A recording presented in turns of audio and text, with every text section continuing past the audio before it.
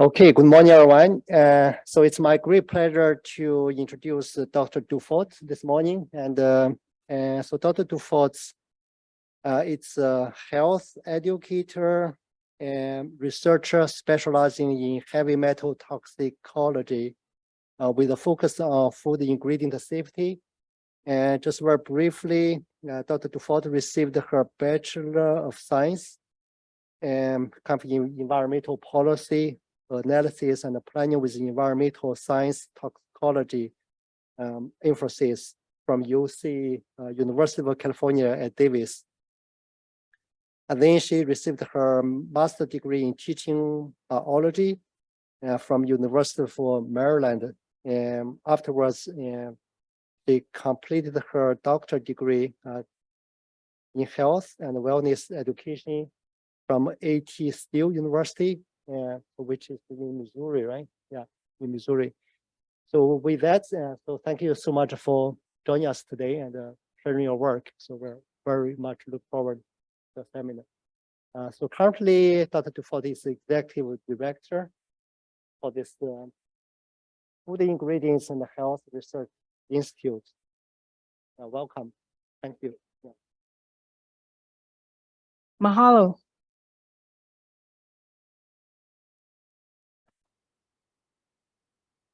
It's a pleasure to be here today. Thank you, University of Hawaii College of Pharmacy, for your kind invitation to present our recent findings. Mahalo. It's a true honor to be here today.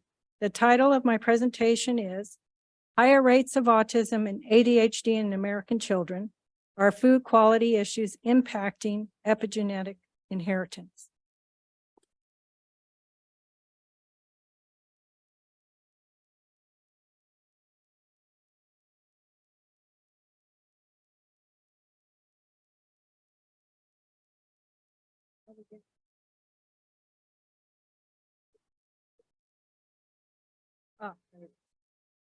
Thanks.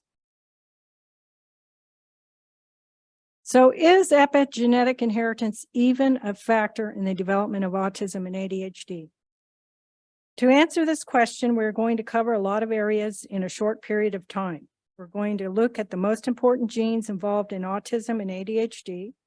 There are thousands of genes, of course, but we are only going to look at a little bit at a few of them.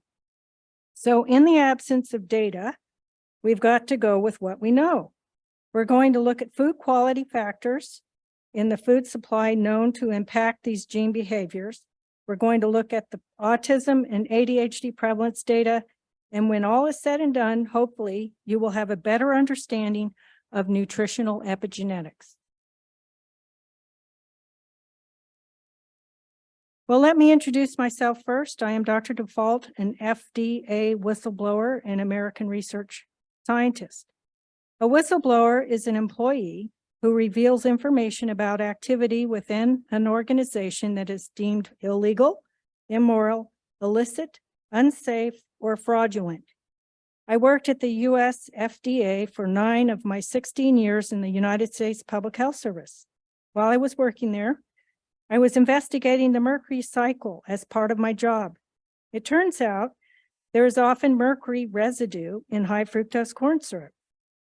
I found the mercury in the high fructose corn syrup in 2005.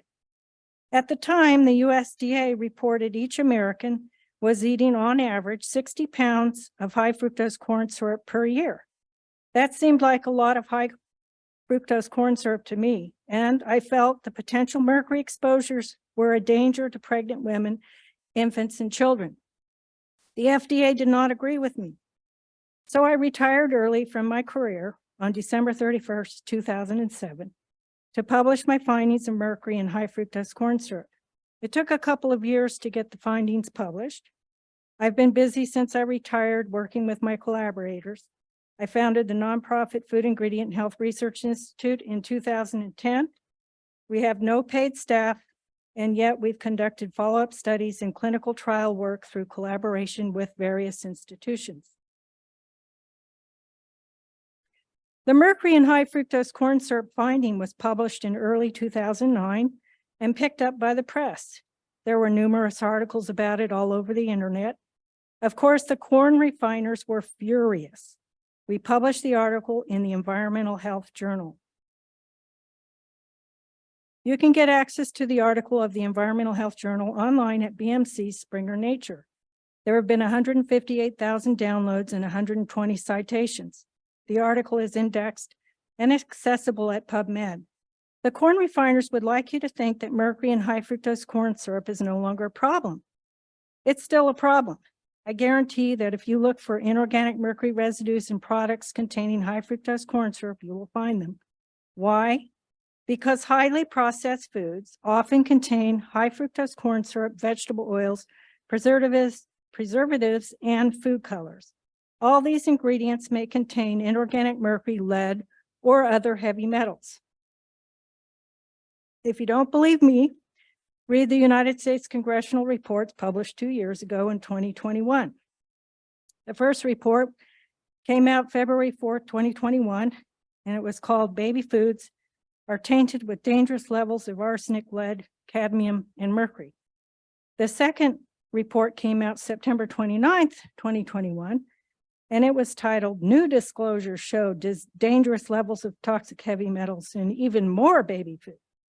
Congress got the idea from, got the data, the hard data from cooperative food manufacturers. Did you know the top 2 ingredients in baby formula are corn syrup solids and vegetable oils? There are numerous articles on PubMed about the heavy metal exposures that we get from eating processed foods. Now it is common knowledge that we get mercury exposure when we eat processed food. But back in 2005, when I blew the whistle, nobody knew about the mercury in processed foods.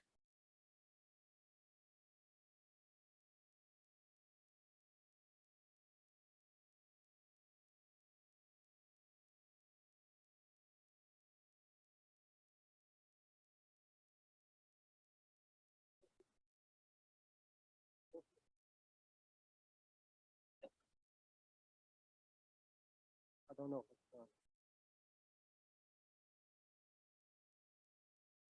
Caption. Go caption. Okay. I think it's good. Thank you. Wow.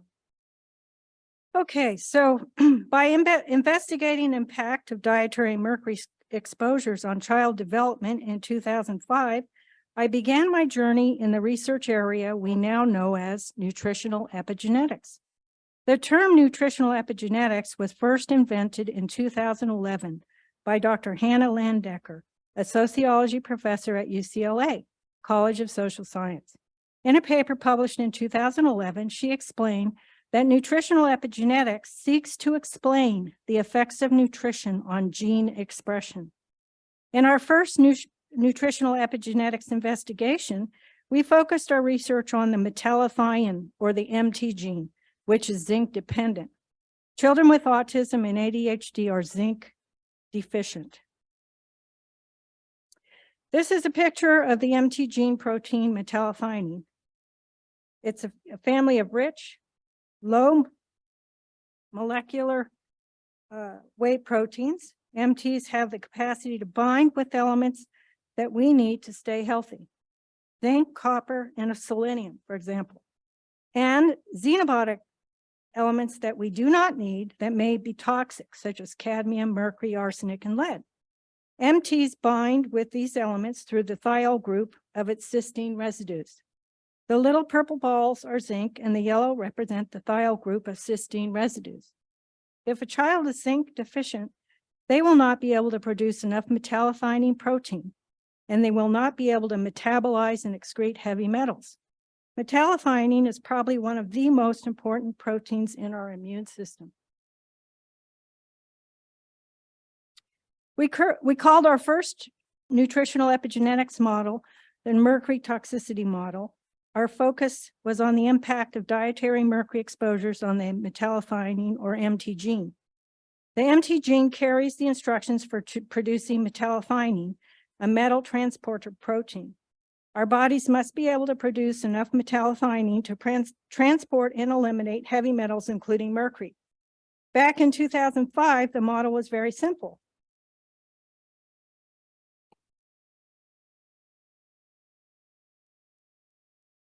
We are exposed to mercury in the environment and in high fructose corn syrup. Now we know we're exposed to mercury in lots of things, other food ingredients. And when we eat ultra-processed foods containing high fructose corn syrup, metallothionein is a zinc-dependent gene, right? And we found in our review of the literature that consumption of high fructose corn syrup leads to zinc loss and copper gain. So if we're eating a lot of high fructose corn syrup and we're seeing zinc losses, then this could impact our ability to metabolize and excrete heavy metals. We published our findings in a review article and explained how diets deficient in zinc could impact metallothionein gene expression and interfere with mercury metabolism in children. We published our findings in the Behavioral and Brain Functions Journal.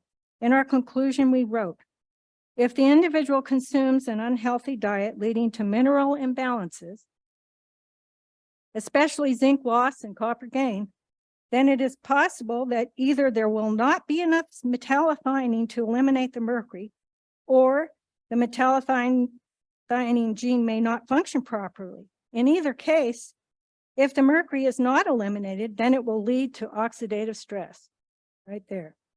Oxidative stress in the brain from mercury and salt leads to reduced neuronal plasticity and impaired learning. Children with ADHD and autism often are zinc deficient most all the time and bioaccumulate heavy metals in their blood.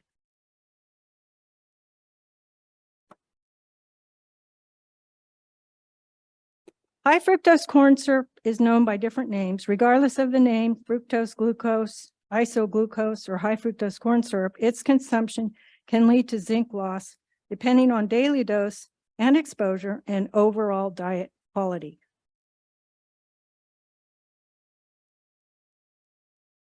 High fructose corn syrup can be toxic depending on daily dose and diet quality.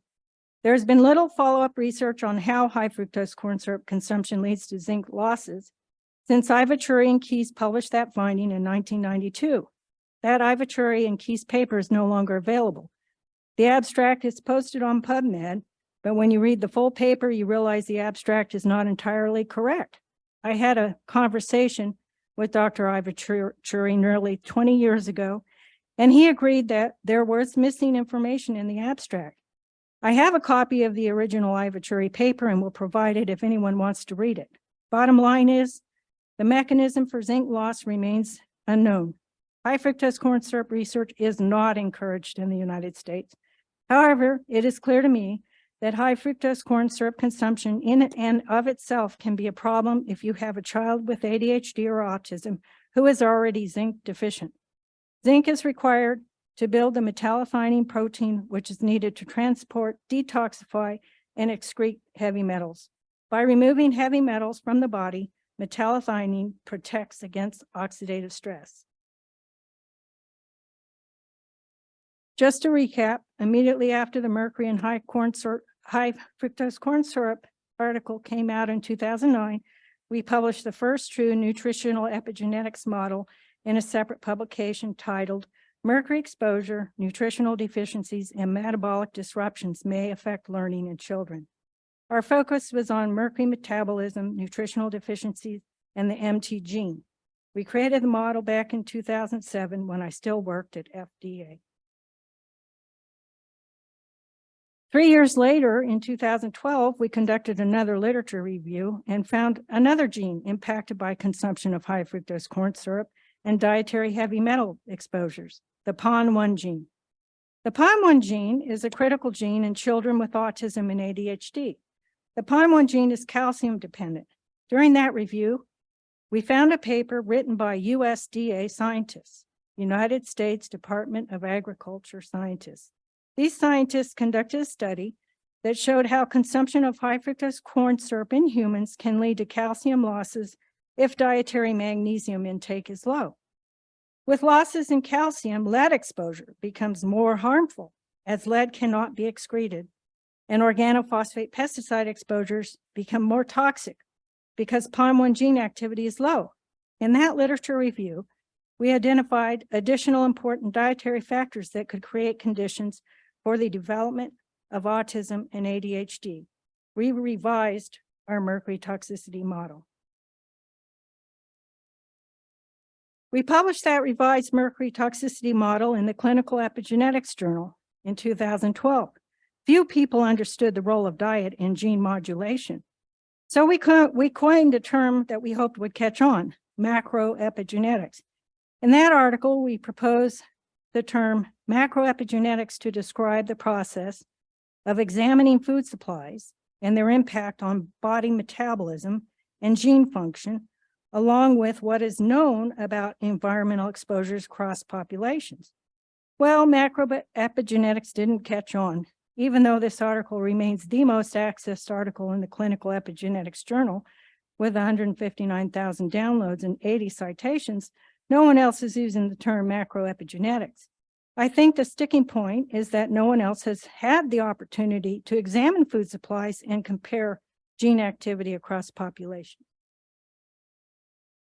To employ a macroepigenetic approach to explain differences in disease prevalence between population, you've got to look at food supplies in terms of food quality. Are there any contaminants known to impact gene behavior in that food supply? You have to look at exposure differences between populations under study. What's the per capita intake of this ingredient or that ingredient? Look at per capita intake of the foods and potential exposures to contaminants. You have to look at the genes involved in the disease under study and any variations of expression between populations. In that macroepigenetic study, the disease of interest was autism. The POM1 gene is an important gene in both autism and ADHD. We looked at POM1 gene variation differences between the American and Italian populations, and we examined the factors in the food supplies that could explain these differences, along with the differences in autism prevalence between the two countries. Back in 2012, Americans consumed a great deal of high fructose corn syrup, and Italians did not. High fructose or fructose suppresses the POM1 gene. The US has a higher prevalence of autism compared to Italy. We showed that POM1 gene variations may occur between countries when one country consumes high fructose corn syrup and the other does not. What does the POM1 gene do? When the POM1 gene turns on, it produces an enzyme called paraoxidase. This enzyme is required by the body to metabolize and excrete organophosphate pesticides, OP pesticides. Any disruption in the function of the POM1 gene paves the way for increased sensitivity to the toxic effects of organophosphate pesticide residues commonly found in grains. This is one interaction involved in autism and developmental delay. OP pesticides are neurotoxic. They destroy brain cells via the oxidative stress mechanism. The POM1 gene is calcium dependent. Children in America must therefore eat enough foods high in calcium, and they must stay away from high fructose corn syrup. So we know that the POM1 gene may be suppressed by fructose no matter what name you give it. In addition to glucose, fructose, isoglucose, or high fructose corn syrup, what other factors can modulate or suppress the POM1 gene in the US to create more autism and ADHD? Well, environmental and prenatal exposures to heavy metals such as mercury, lead, copper, cadmium, prenatal exposures to certain pharmaceutical drugs such as statins, cigarette smoking, prenatal exposures to alcohol, age, and sex. In the case of age, babies and the elderly have lower POM1 gene activity. The POM1 gene is part of the immune system with respect to the body's ability to detoxify pesticides. Boys and baby boys have lower levels of POM1 gene activity, thus autism and ADHD are more prevalent in males. Let's recap. So we know that consumption of high fructose corn syrup can make OP pesticide more toxic, exposures more toxic. Why? Because consumption of high fructose corn syrup can lead to calcium loss in humans. PON1 activity is calcium dependent with less calcium and less PON1 activity. The activity of PON1 is impaired in children with autism and ADHD, and that gives greater susceptibility to neurotoxic effects of OP exposures. High fructose corn syrup consumption is a factor in the development of autism and ADHD due to reduction in PON1 activity. Let's look at the autism prevalence data we analyzed in 2012. The raw data was provided by the U.S. Department of Education. The first time we published special education prevalence data for autism and ADHD was in 2012. That was 11 years ago when we published the macro epigenetics paper. At that time, we looked at data collected by the U.S. Department of Education between the years 2005 and 2009. As you can see here, of the 13 disability categories for special education, we only looked at those categories where you would find children diagnosed with autism and ADHD. Within the autism category, there was a 72% increase from 2005 to 2009. With the other health impaired or OHI category, there was a 21% increase. This is the category under which children with ADHD get special education services, the OHI. We see the declining numbers of students with ED, emotional disturbance, and speech language impairments. Students receiving special education services under the developmental delay category increased 32%. A lot of these kids are also autistic. The interesting finding here is that while autism, developmental delay prevalence, and ADHD increased significantly, the overall number of students receiving special education services declined by 4%. Things are different now. Here we are again at the revised mercury toxicity model, our second nutritional epigenetics model. We called it the macro epigenetics model, but remember the name didn't catch on. What we did is we examined the food supplies in Italy and the US to determine if differences in the food supplies could explain the PON1 gene variants associated with autism in the US, but not Italy. In a review of the literature, we found an article published by USDA researchers who did a study showing that consumption of high fructose corn syrup resulted in calcium losses in humans. Since PON1 gene activity depends on calcium, then children in the US would be more susceptible to the neurotoxic effects of organophosphate pesticide exposures, especially if their moms consumed high fructose corn syrup during pregnancy. We found that because of trade restrictions, there was no high fructose corn syrup consumption in Italy, so that accounted for the fact that PON1 gene variants were not observed in Italy. PON1 gene variants observed in the US, but not Italy, could also explain the lower prevalence of autism in Italy. I know that's a lot to digest, and I apologize. So now let's look at today, 2023. What is actually 2021 is the most current data. Let's look at autism prevalence in Italy and the US and see what happened to autism prevalence between 2012, when we published the macro epigenetics article, and 2021. Autism prevalence in the US increased 54.2% in that time frame among 8-year-olds, according to CDC. In 2012, the autism prevalence in Italy was much lower than it is today at 0.1%. But then it increased by 2021 to 0.46%. So the overall prevalence had increased 360%. Wow, that's a lot. Way faster and quicker than what in the US. Well, what happened? In 2017, the EU sugar quota system ended, which meant there were no more restrictions on the importation of high fructose corn syrup to the European Union.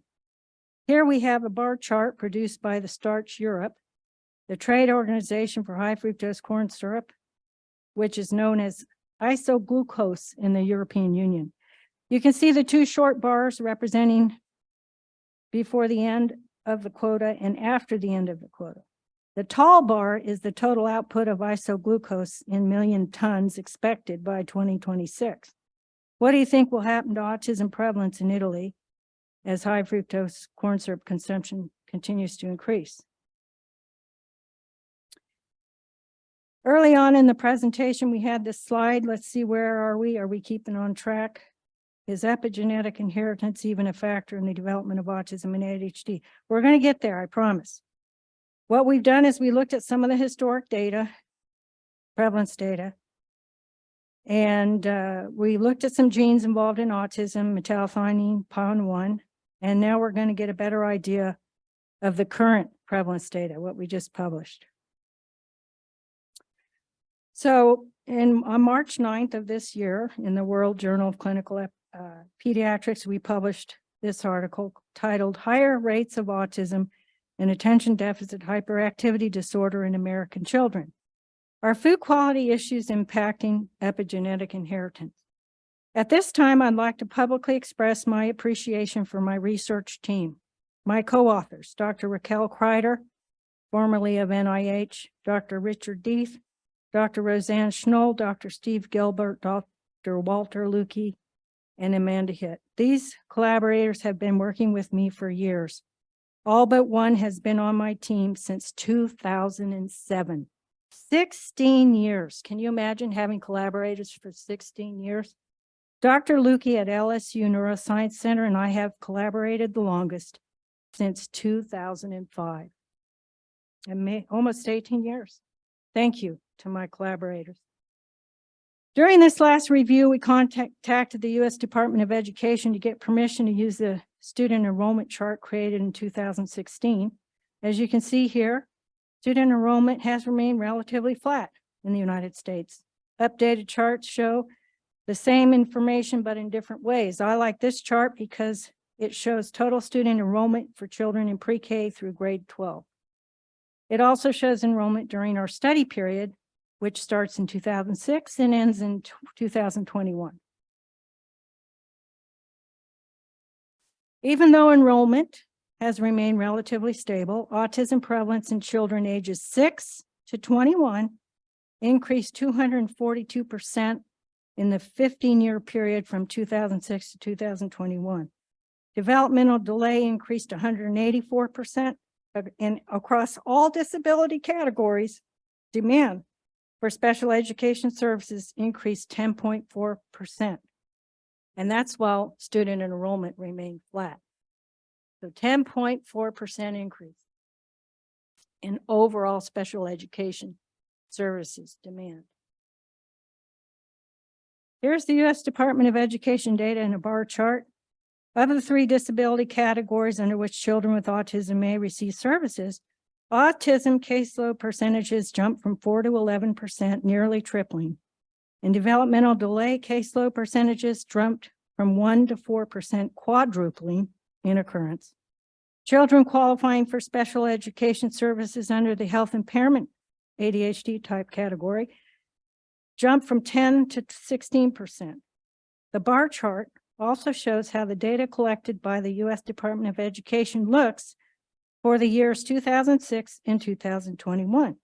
In 2006, children with autism and ADHD associated categories required 36% of all special education services.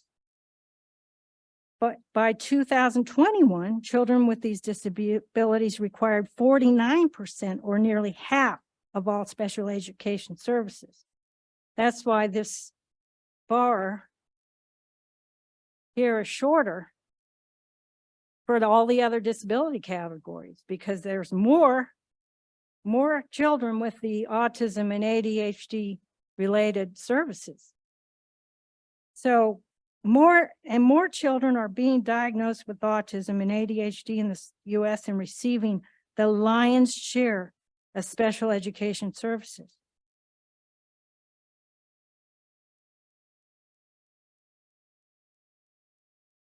Here we see the rate of change in CDC prevalence estimates for autism among 8-year-old children between 2 time periods. The special education data by the provided by the U.S. Department of Education looks at kids aged 6 to 21. CDC looks at autism in 8-year-old kids, okay? So from 2000 to 2010, the rate of change in the prevalence was 1.6 out of 1,000. Okay, and then from 2012 to 2018, the rate of change jumped up to 2.7 over 1,000. So what's going on? I don't buy the better diagnosis explanation being pushed by the popular narrative. Food quality issues are causing more and more of our children to have autism. These diagnoses are accelerating. I'm talking about the heavy metal residues in our food supply. Clinical trial data now shows the more processed foods we eat, the higher the heavy metal levels found in our blood. Children with autism cannot metabolize and excrete these heavy metals.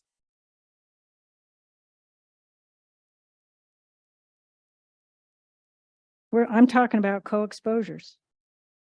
Dietary factors in the processed food supply are going to impact both metallothionein and POM1 gene expression, heavy metal residues. Co-exposures. Let's look at this food ingredient label from a box of cereal. So I'm just going to say that you see a lot of grains, and you see red 40, blue 2, yellow 6, and netto color blue 1, all of which are sources of heavy metal exposure.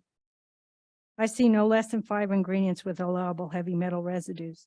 What we found in our recent review is there is now strong, very strong evidence from recent clinical trial data showing co-exposures to heavy metals are impacting gene behavior. Heavy metals are, of course, not the only exposures we get when we eat processed foods. Malathion and other organophosphate pesticide residues are routinely found in corn, oat, and wheat flour. All grains have allowable levels of pesticide residue.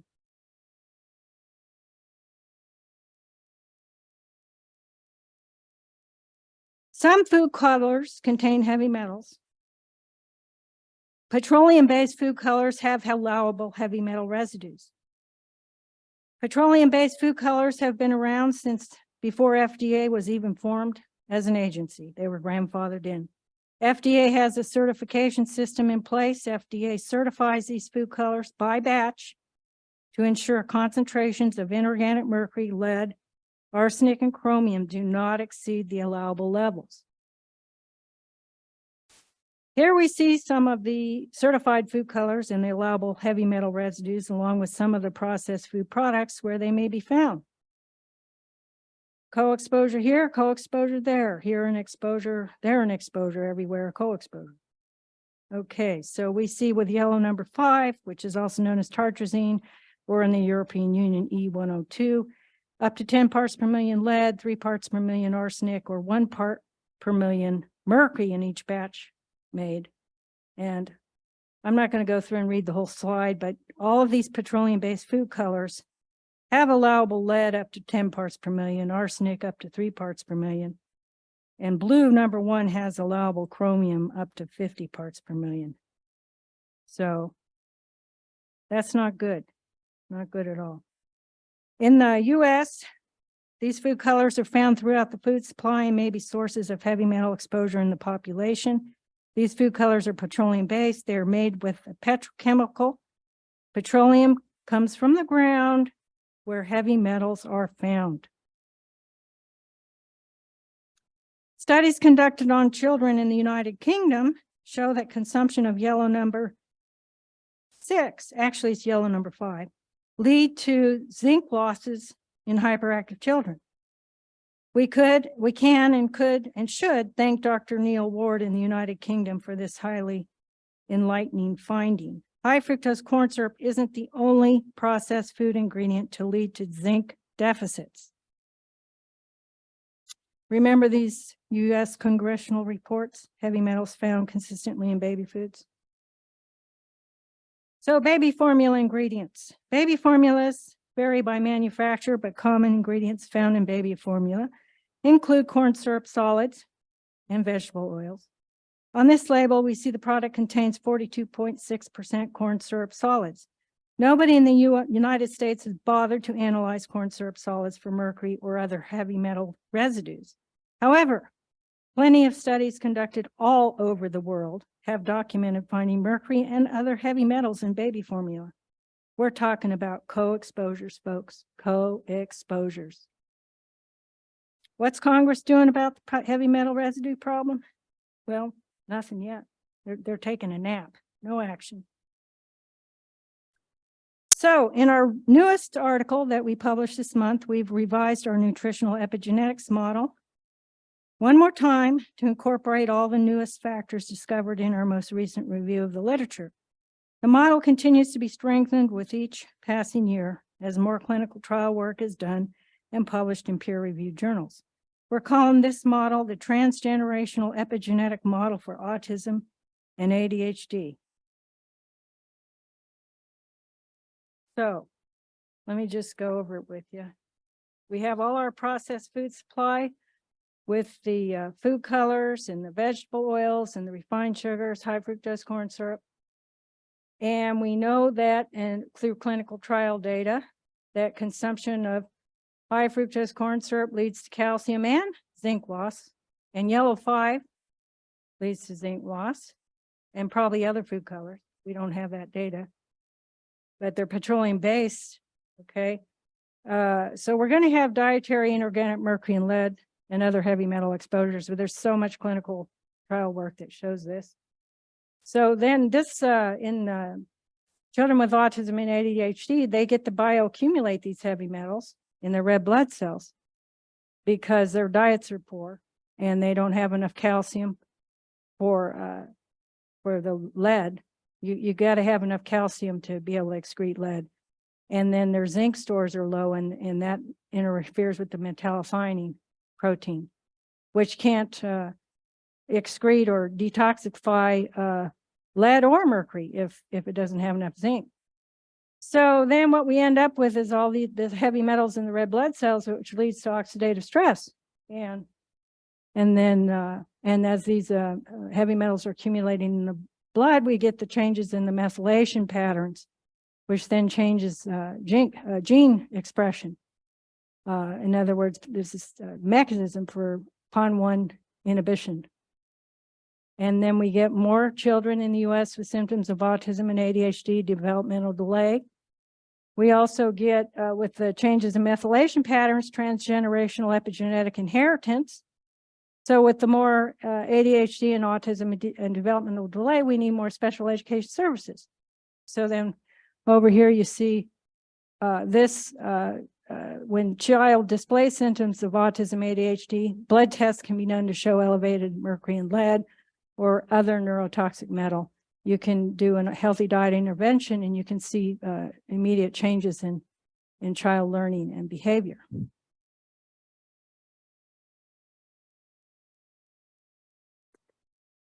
So now we know for certain that children with autism accumulate heavy metals in their red blood cells. No matter what population is studied anywhere in the world, the children exhibiting symptoms of autism will have higher inorganic mercury and lead levels in their blood compared to their neurotypical peers. They might also have higher levels of other heavy metals, but they always have higher levels of inorganic mercury and lead.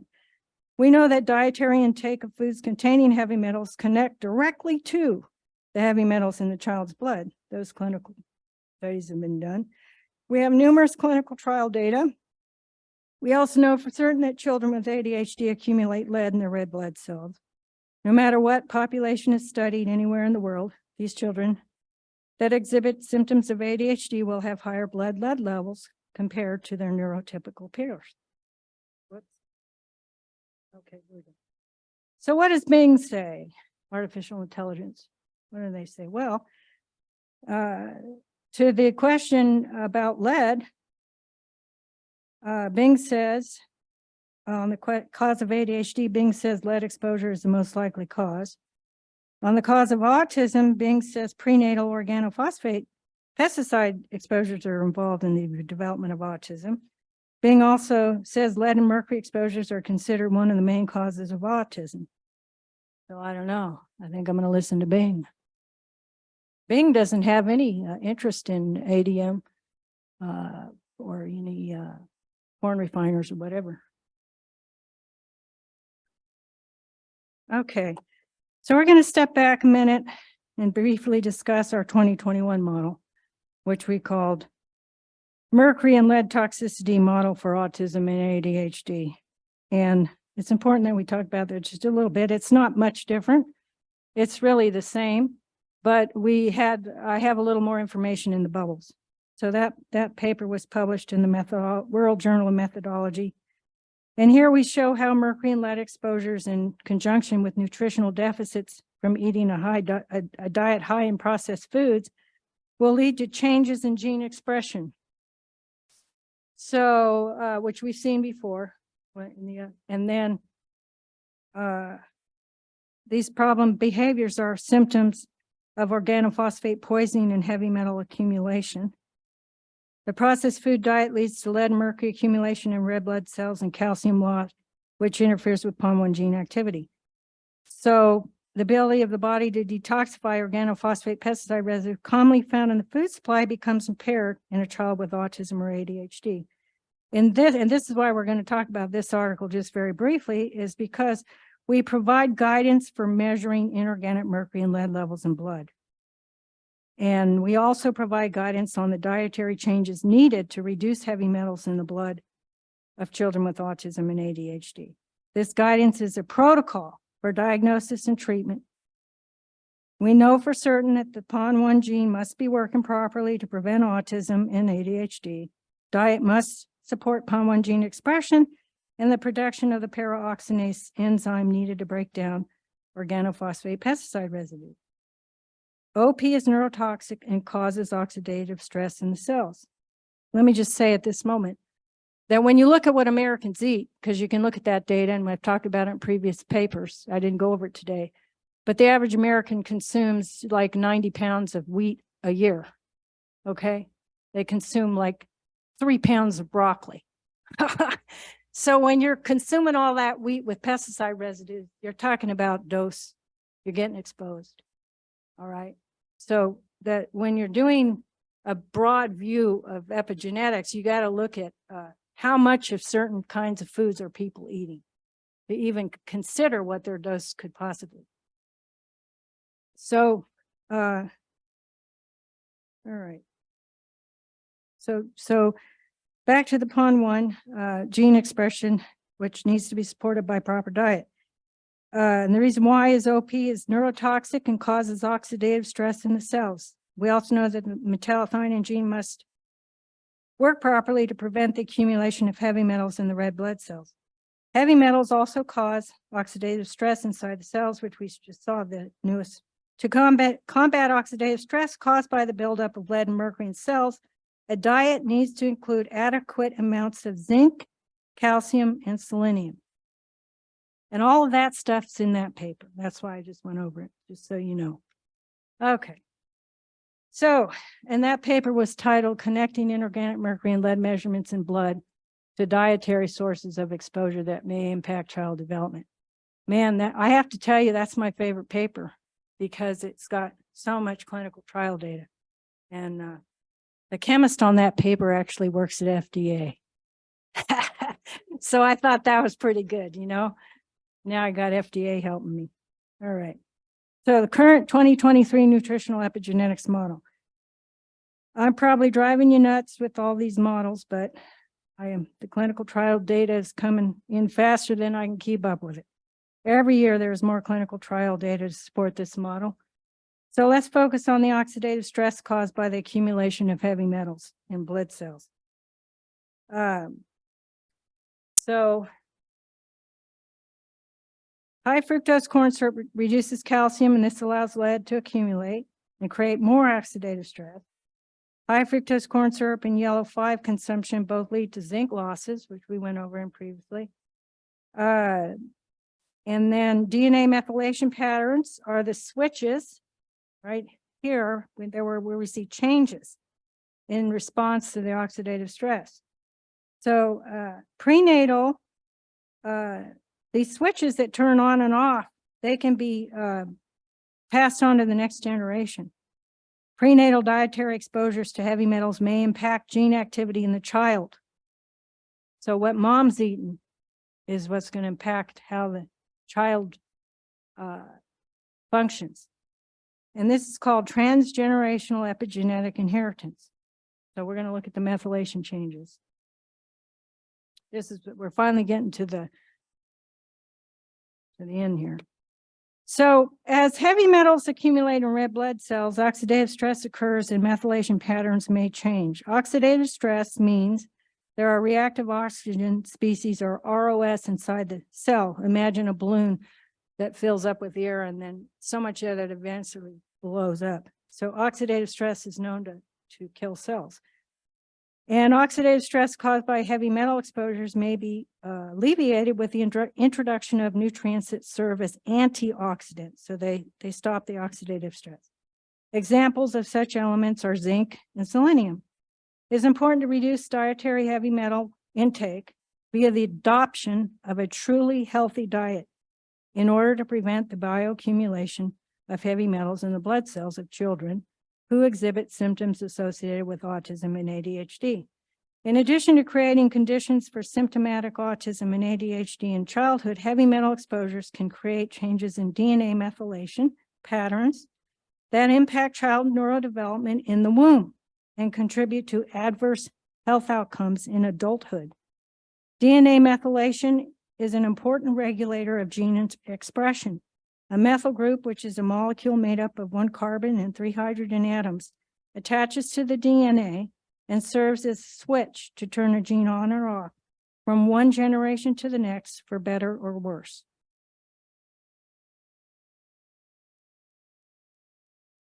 So we have clinical trial data now that's showing these methylation changes. Prenatal inorganic mercury exposure may induce changes in the PON1 gene that persist into early childhood. That was Cardenas. Among male children, prenatal mercury exposures were associated with cord blood methylation at the PON1 gene locus and lower cognitive test scores in childhood. Because male children have lower PON1 gene activity, prenatal mercury exposure associated with cord blood methylation at the PON1 gene may explain why autism and ADHD impact boys more often than girls. Bozak et al. 2021 found epigenome-wide associations of prenatal heavy metal measurements in blood of the mother with cord blood DNA methylation and persistent DNA changes in mid-childhood. In a meta-analysis of epigenome-wide association studies involving cord blood, Newman found DNA methylation at birth strongly associated with the development of ADHD. So I think we're onto something here. That's just this year. Wait till there's more studies, because I mean, every year, more and more studies. Not happening in the US, but elsewhere. Really good. I mean, Chinese, India, places in other parts of the world, they are really jumping ahead of us in science. Okay, so the current 2023 nutritional epigenetics model. With the methylation changes leading to transgenerational epigenetic inheritance, we're still talking about co-exposures. Everybody understand co-exposures? Thumbs up. You seeing how that's happening, right? Okay. So I'm not going to go over this again. You guys have got it. Got to have it. So co-exposure rat model. All right. Prior to 2019, we didn't have a model for studying the adverse impacts of dietary co-exposures to low-level lead, cadmium, and inorganic mercury residues. There's been no model. All the current allowable limits of exposure to heavy metals in the international and U.S. food supply are based on the expected response to an extrapolated dose of exposure to a single element. So, yeah, you can have so much mercury. That's safe. Well, that's for a single element. What about all the co-exposures and the synergistic effects? We're not going to talk about synergism today, but you get my drift. In science, thankfully, we now have a way to study co-exposures, concurrent exposures to mercury, lead, and cadmium. We can thank Dr. Zhao and his team in China for his work in developing a co-exposure mouse model. Zhao conducted a recent case control study on pregnant rats to determine if low concurrent exposures to lead, cadmium, and inorganic mercury via diet resulted in adverse outcomes among the pups. The low dose exposures to the heavy metals induced damage to several organs, including brain tissue, in both the dosed rats and their pups. The heavy metal concentrations in blood and brain tissue significantly increased in a dose-dependent manner. We have clinical trials data on humans that show the same thing. But, you know, we're just looking at blood, not brain tissue, blood tissue. The dose-dependent connection between what you eat and what is in your blood. Zhao also observed significant increases in oxidative stress, intracellular free calcium, and cell apoptosis in the brain tissue of the cases compared to the controls. Learning and memory deficits and sensory perception issues were also observed in the behavior of the prenatally dosed pups, along with the histopathological changes in hippocampus morphology. This is the first study showing dietary, low-level lead, cadmium, and inorganic mercury exposures in rats, and it's a relevant model for evaluating human dietary heavy metal exposure levels that adversely impact child neurobehavior and development. Zhao et al. Also identified changes in the behavior of select genes and select organs in response to the concurrent heavy metal exposures. Thank you, Dr. Zhao. Thank you, China.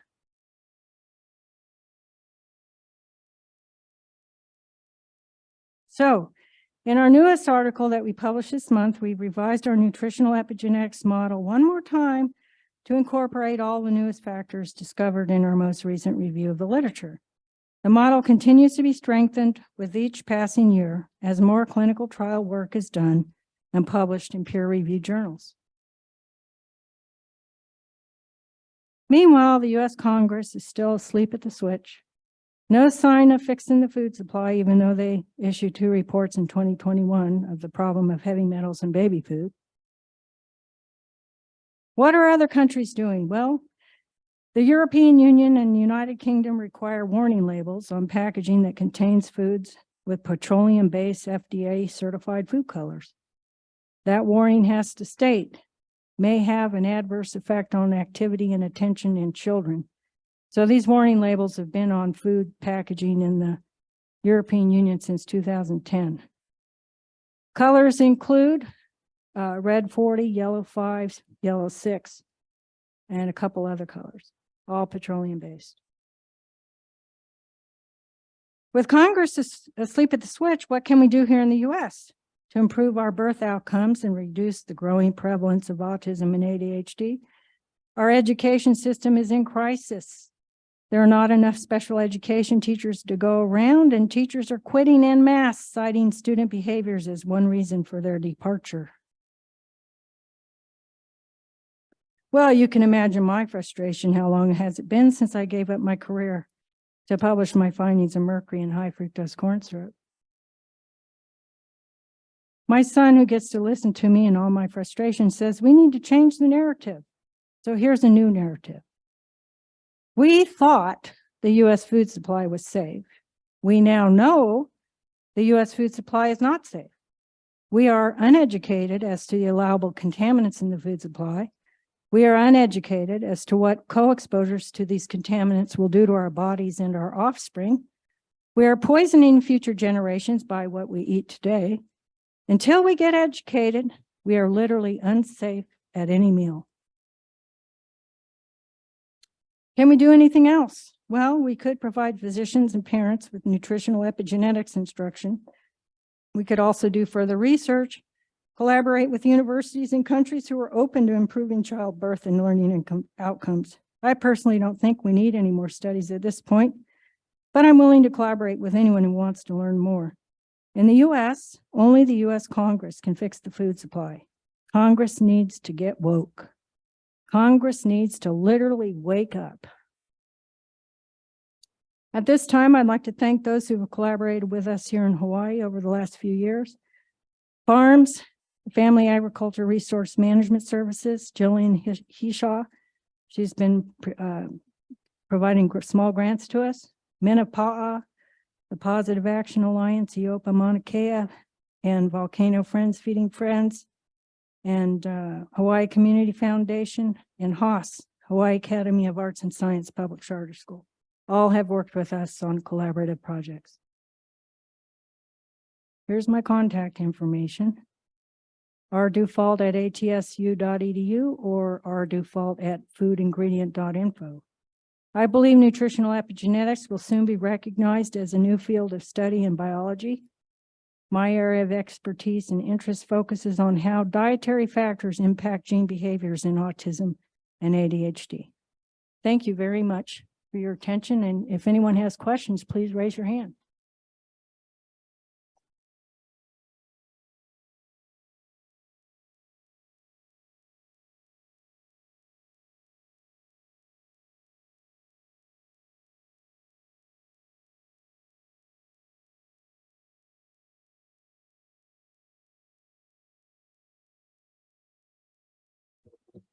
Hey, Renee, very interesting and a very important discovery, mercury in the food. You talk about the abstract of one article you published years ago, and they say the abstract was different. According to my experience, do you know who changed the abstract? Is the journal or the editor? Or?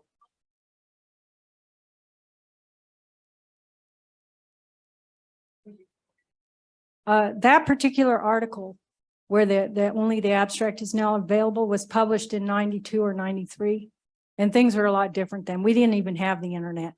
That was all hard copy.